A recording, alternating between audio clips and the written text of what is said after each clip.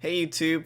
Alright, I am really excited because we have the TFT Reckoning Dawn of Heroes set mechanic update. So, let's read TLDR. I'm going to try to speed through this relatively quick because there's a decent amount it's a decent amount of info that they're giving us. So let's dive right into it. TLDR. New mechanics. Yeah.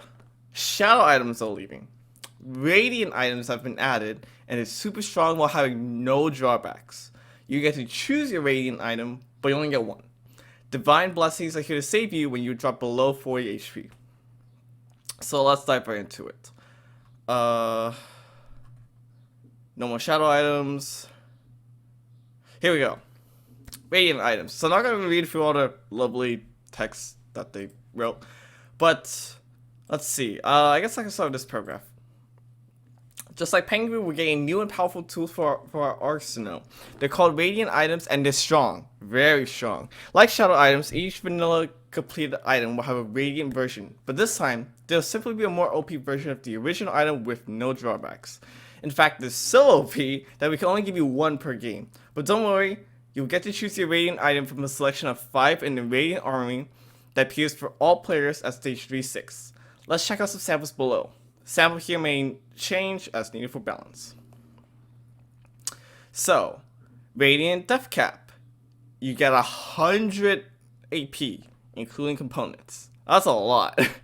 That's a lot of AP. That's really good, considering they nerf crits. This is really good. Considering they nerf crit damage. Quicksilver. You basically have full immunity for the entire fight, unless somehow the fight goes into overtime. Radiant bonus, you also get plus 30% attack speed. Radiant Banshee's Claw. When combat begins, the holder and all allies gain a shield that blocks the first enemy ability, and you just get like a plus 200 HP for all allies, which is okay. It's not bad. Does this seem as insane? But you never know. People have been liking Banshee's Claw pretty well, so. Yeah. Let's see. Is there anything else? Yeah. Okay. Divine Blessing. So, brought into existence by the Forces of Order, the Divine Blessing is a loot orb that grants the same essential contents for all players, but only once they drop below 40 HP. At the dawn of heroes, look to the divine blessings to fight back the brutality of a pending 8th.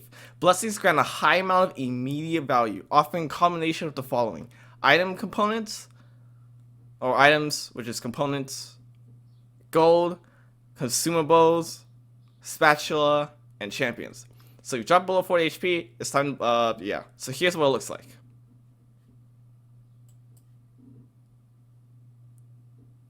That looks really cool. That looks really neat. Are they gonna pick it up? Yes, they are. A bunch of gold. Okay. At least 10. Probably somewhere along like 15-ish gold. You could probably like rewind the clip, but yeah, cool. So yeah, this is not bad. What's it called? This is really good.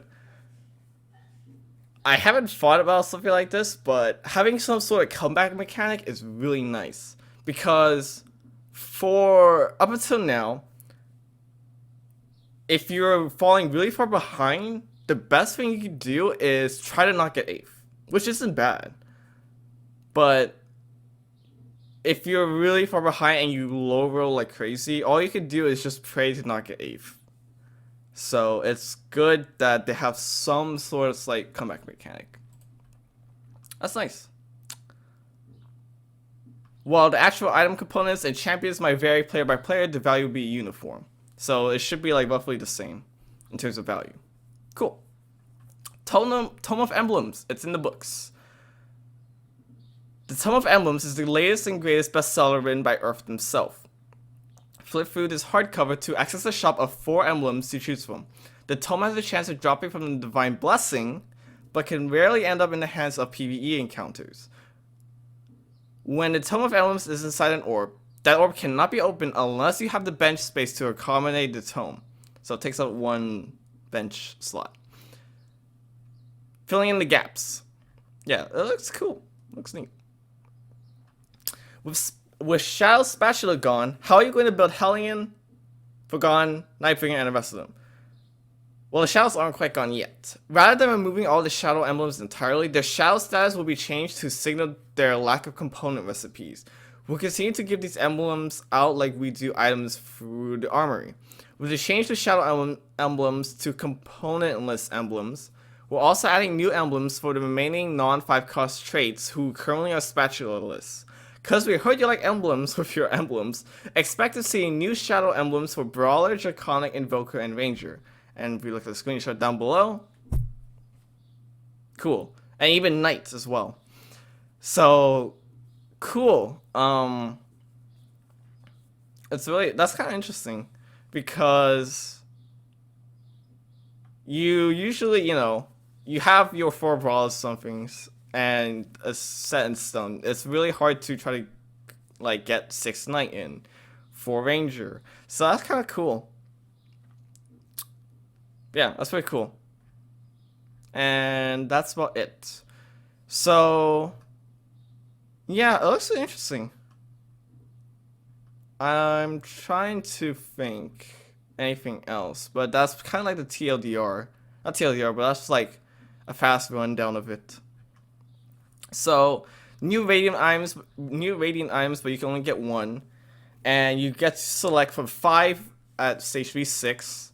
So, it's interesting because it's right before PvE. Yeah, what's it called? It's right before a PvE round. So you could slam it. You could slam the item at 3-6 and you get an immediate power spike. But most likely you probably would want to wait after stage 3 PvE round. And then you can figure out what you want to build. And because this is a selection of 5, you can kind of play around it.